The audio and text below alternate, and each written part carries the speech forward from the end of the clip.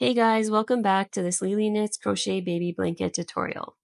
Just before Christmas, a good friend of mine had the cutest baby boy, and obviously I had to design a baby blanket pattern just for him. His nursery is safari animal themed, and I wanted to make a blanket to match perfectly. So I found the softest yarn in his nursery colors and combined it with a very simple crochet stitch called the Suzette Stitch to make this snuggly striped blanket. And in this tutorial, I'll walk you through crocheting your own version. Okay, before we get started, I just want to let you know that I've linked to all of the materials I used for this blanket in the video description. You'll also find a link to the free pattern on the Lily Knits website, which is supported by ads. And if you hate ads or want your own printable copy, I've got a PDF version available too. You can grab it on my website, Ravelry, or Etsy. And all of the links are in the description as well. Okay, let's quickly go over the materials that you'll need to make this blanket. Like I said earlier, links to all of these supplies can be found in the video description. You'll need some worsted weight yarn in 4 coordinated colors plus a neutral background color. I worked with Knit Picks Mighty Stitch yarn and used about 800 yards of cream as my background color,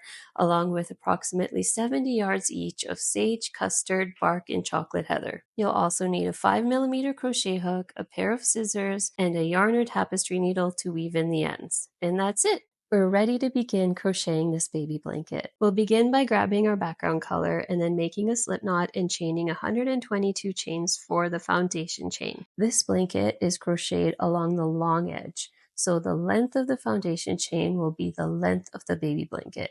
If you'd like to make your blanket longer or shorter, or even make it into a throw, then chain a multiple of 2 to alter the length.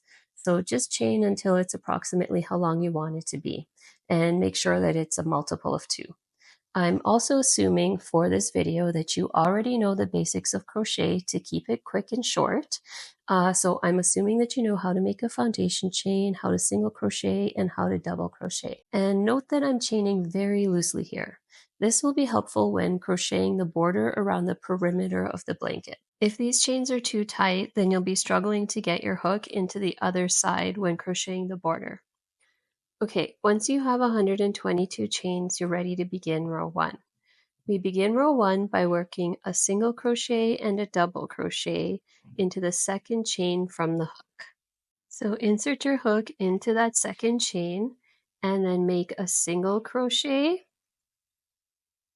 And then once you have completed the single crochet, make a double crochet into that same chain.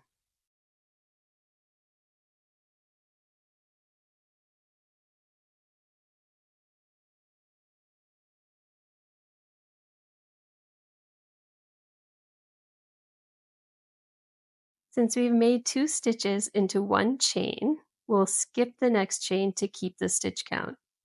And now you just repeat these steps all the way down the row. Make 1 single crochet and 1 double crochet in the following chain and then skip the next chain. So you're working 2 stitches, a single crochet and a double crochet into every alternate chain until you reach the last stitch of the row. And I mentioned it earlier, but in case you're wondering, this stitch is called the Suzette Stitch. And I love this stitch for baby blankets because not only is it beginner friendly, but it creates a thick and warm fabric. And that's great for baby blankets. And it's also reversible, so it looks really good on both sides. Okay, so work your way down, and then when there's 1 stitch remaining, work 1 single crochet into this last stitch.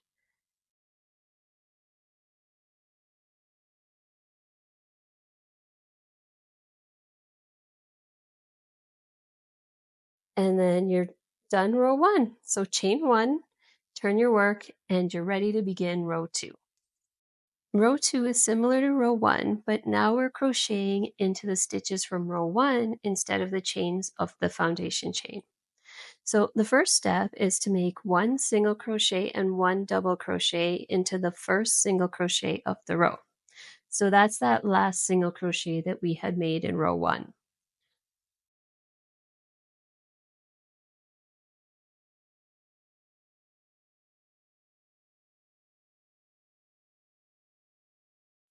And now we're going to skip the next stitch, which is a double crochet. And then the next stitch, which is a single crochet, will make our single and double crochet into this stitch. So we're basically working only into the single crochets from the row below and skipping the double crochets. Super easy, right? So that's it for row 2. Work your way down the row by making a single crochet and a double crochet into each single crochet stitch from the row below, while skipping the double crochets from the row below.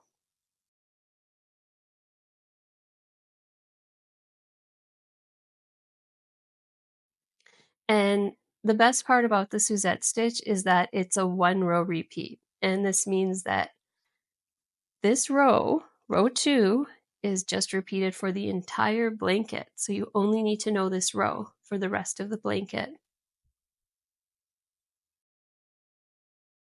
Okay, so once you reach that last single crochet, work only 1 single crochet into this last stitch. And that's it. Chain 1, turn your work, and repeat row 2. So continue crocheting for 2 more rows, and then this will bring you to the end of row 4. And then once you're at the end of row 4, before you make your last stitch, that's where you make your color change for row 5. So I'll show you how to change colors at the end of row 4 so that you can begin row 5 with a new color. And don't forget that you can find the full pattern on my website, and you can find the links in the description below, and the pattern will tell you which rows to make your color changes on. Okay, I'm at the end of row 4 and ready to change to one of the 4 accent colors from my background color. And the best way that I know of to change color seamlessly is to pull through the final loop of that last stitch of the previous color with the new color. So once you reach that last single crochet of row 4, insert your hook into the stitch and then yarn over and pull through with that background color. Then you want to drop the yarn and grab your new color. Then yarn over and pull through the remaining loops on your hook with the new color. That's it, chain 1 and then grab your scissors and snip the end of the previous color.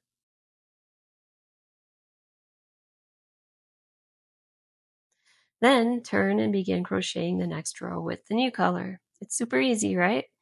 And I just left the tails hanging there, but after a few rows, I tie them together to make sure they're secure. And you can weave them in, or if you're lazy like me, just crochet over them when you get to the border.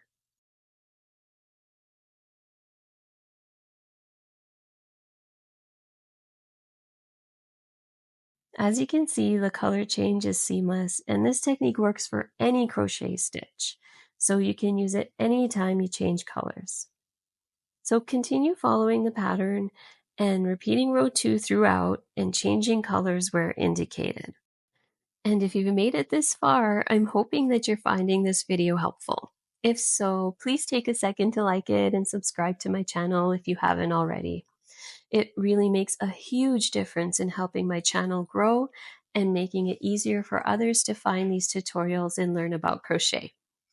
Your support allows me to keep creating content like this, and so thank you for helping me share my love of crochet. Once you have completed the final row and have your entire blanket crocheted, you are ready to start the border. This blanket has a very simple single crochet border. I wanted the focus to be on the stripes and colors, so this type of border is just enough to make the blanket look finished and cover the ends if you chose not to weave them in. So at the end of your final row, chain 1 and turn. Then for the border, all you need to do is single crochet into each stitch of the last row. So you're going to single crochet into each single crochet and each double crochet all the way down to the end of the row.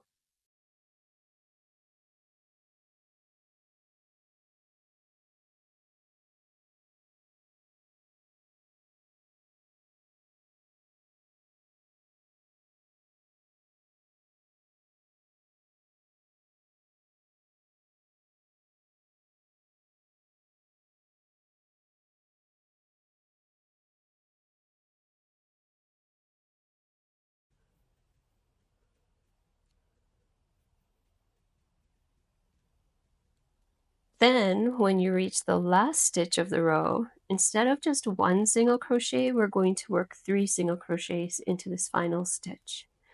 And we're doing this to loosen the turn so that the blanket lays flat. Otherwise the corners will be tight and they'll bunch up and it won't look very nice. So make sure you don't forget this step, and when you reach every corner in that last stitch, you're going to do 3 single crochets instead of 1.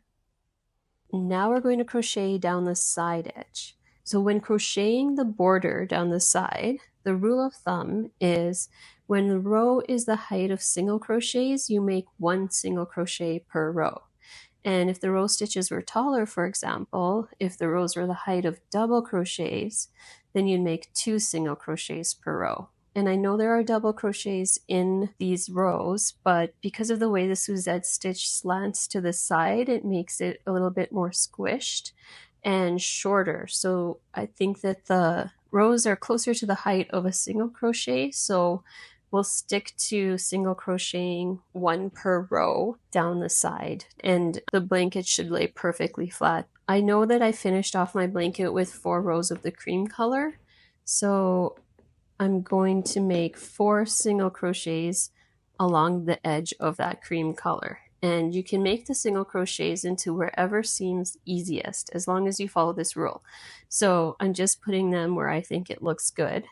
And then once I've completed those 4 single crochets, I'll make 1 single crochet into the side of the accent color row. So at this point we have 5 single crochets and 5 rows. So now after this point, I know that there are 3 rows of my background cream color followed by 1 row of the accent color. And so I'm going to make 3 single crochets into the side of each cream section, followed by 1 single crochet into the side of each of the accent color rows. And I chose not to weave in my loose ends from the color changes, so I'm just crocheting over them. And it's a little bit tricky, but do your best to cover them. And then once you've, done a few single crochets or even gone all the way down the edge, you can just pull the strings tight and then just snip them so that they're not poking out.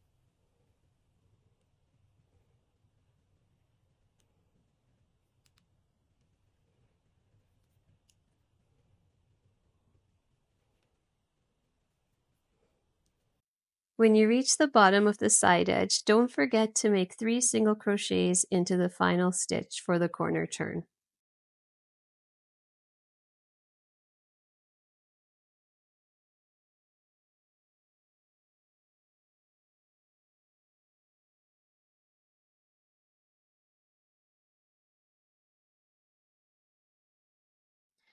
And then once you've done that, you can begin crocheting along the foundation chain at the bottom of the blanket. And just like the top border, you're going to work 1 single crochet into each stitch. And we're going to make the single crochets into the other side of the chains. So hopefully you made your chain stitches loose, because it can be tricky getting the hook into tight stitches.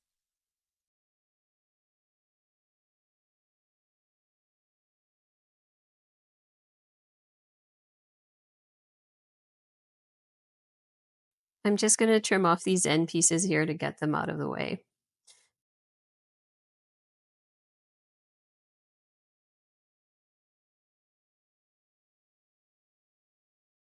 And it's a bit tricky crocheting into the chains that were skipped, unfortunately.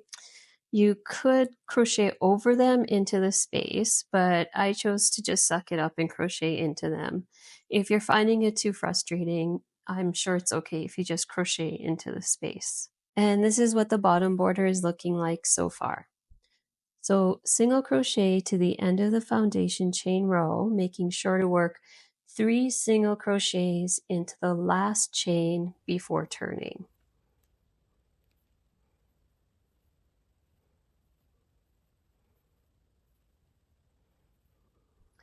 And then work up the other side edge exactly like you did for the first side edge, crocheting over the loose ends from the color changes if you chose not to weave them in.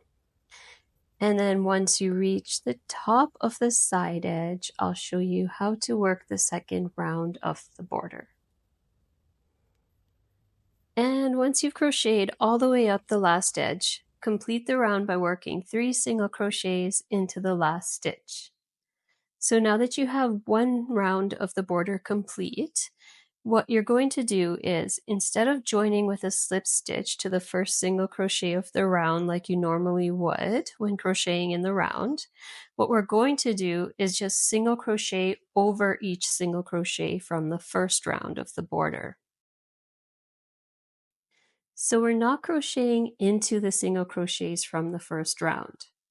We are actually crocheting over them and into the same spot that they were originally crocheted into.